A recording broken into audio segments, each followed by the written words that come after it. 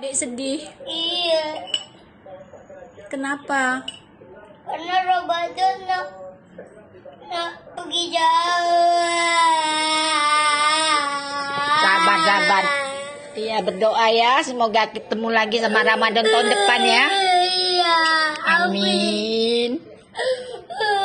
Udah sabar. Oke, jangan sedih Kak. Tahun depan nanti masih banyak tahun adik jumpa Ramadan ya. Amin. Dah semangat makan, bismillah, dah makan. Dah minum dulu.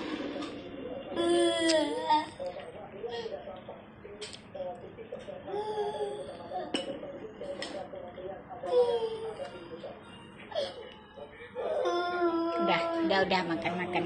Udah makan ya. Insya Allah kita ketemu lagi sama Ramadan tahun depan ya. Iya, amin.